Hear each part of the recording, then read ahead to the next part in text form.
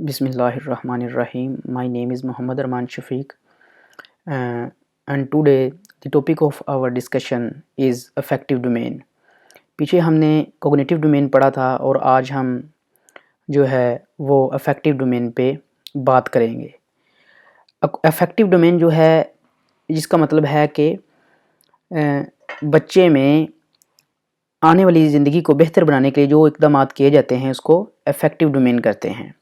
Effective domain में आ जाते हैं बच्चे के इमोशंस, उसके फीलिंग्स, उसके एटीट्यूड्स, उसका बिहेवियर और उसकी वैल्यूज़ और मोटिवेशन वगैरह जो हैं वो अफेक्टिव डोमेन में फॉल करती हैं।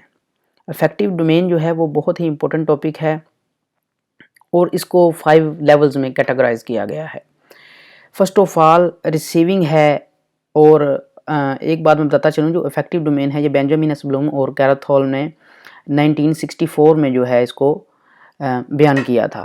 इसके उन्होंने 5 लेवल्स बयान किए थे। फर्स्ट ऑफ ऑल जो है वो रिसीविंग है।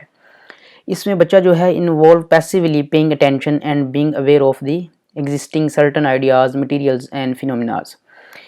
जो अफेक्टिव रिसीविंग में जो बच्चा है वो पैसिवली पार्टिसिपेट करता है। ऐसे कि अगर एक बच्चा जो है वो अपने बड़े भाई के साथ बाज़ार में जाता है तो वहाँ पे वो लेट हो जाता है, या कोई खेल है, बंदर का खेल है, वो देखने लग पड़ता है, तो वो घर आता है तो उसका बड़ा भाई जो है वो डैडी पूछते हैं कि आप आज लेट क्यों आए हैं इतना। तो वो डांट से बचने के लिए ये कह देता है कि हम जो है जो साइकिल जो है जो बाइक है वो ख़राब हो गई थी।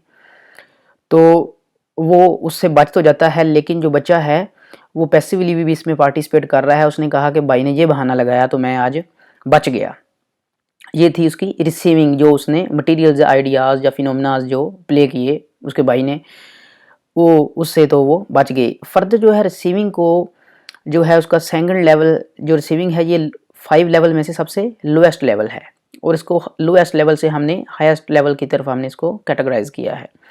सेकंड जो है वो है responding, actively participating in learning process, you are not only aware of stimulus. यानी कि इसमें आपने जो है स्टिमुलस जो होता है, या उसका बाप है इसमें, जिसमें उसने अपने वालिद साहब से कहा कि वो बाज़ार गया, इसमें खुद वो बाज़ार गया और इस वक्त फिर वो बंदर का खेल देखने लग पड़ा, और डैडी ने फिर पूछा कि बेटा आज आप क्यों लेट हुए।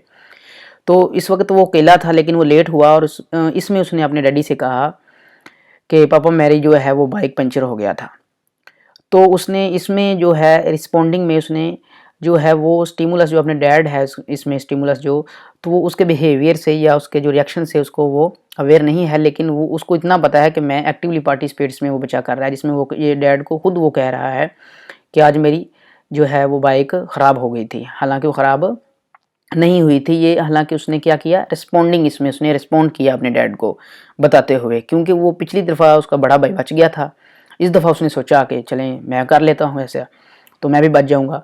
लेकिन ये कहीं ना कहीं उसकी जो है वैल्यूज़ जो हैं वो उस पर डिपेंड कर रहे हैं। फर्दर जो है लेवल जो है वो क्या है, values, ability to see the values और worth of something and express it. इसमें जो है वो वैल्यूज़ हैं जिसको वो एक्सप्रेस कर रहा है, वो गलत की तरफ भी जा सकता है और सही की तरफ भी जा सकता है। इसमें बच्चे को जो अफेक्टिव डोमेन है ये जो है 100% जो है वो बच्चे के करैक्टर बिल्डिंग की तरफ इसको लेकर जाती है। तो फर्दर जो क्या है बच्चा जो मूव करता है ऑर्गेनाइजिंग की तरफ, putting together different values, information and ideas and create your own unique value system. जो बच्चा है वो सोचेगा, इसके बाद ऑर्गेनाइज को करेगा सारी वैल्यूज़ को इकट्ठा करके कि हाँ मैं जो झूठ बोल रहा हूँ ये ठीक नहीं है, वो उसको कैटेगराइज करेगा बच्चा इसको, और उसको कैटेगराइज करते हुए उसको ये समझ लग जाएगी कि जो मैं कर रहा हूँ ये ठीक है या नहीं ठीक। तो इसमें जो बच्चा है वो पॉजिटिव और नेगेटिव में से कोई एक चीज़ पॉइंट को वो चूज़ करेगा और ऑर्गेनाइज में। फिर जो है लास्ट पॉइंट जो है वो है कैटेगराइज करना। जो करैक्टर बिल्ड हुआ है अफेक्टिव डोमेन की जो स्टेजेस हैं इनको फिल करते हुए कि बच्चा जो है उसके बोलने का अंदाज़ कैसा है, उसकी कैरेक्टर बिल्डिंग किस तरह हुई है, उसका बिहेवियर कैसा है, या वो एक्ट कैसे करता है, इसमें बच्चा जो है एक मॉडल बन जाएगा और वो अपना एक मॉडल पेश करेगा, जिससे पता चल जाएगा कि उसकी अफेक्टिव डोमेन जो है वो कैसे बिल्ड हुई हैं। कॉग्निटिव डोमेन के साथ साथ हमें जो है अफेक्टिव डोमेन को भी फॉलो करना चाहिए, ये हमारे बच्चों की लाइफ के लिए बहुत ज़रूरी होता है।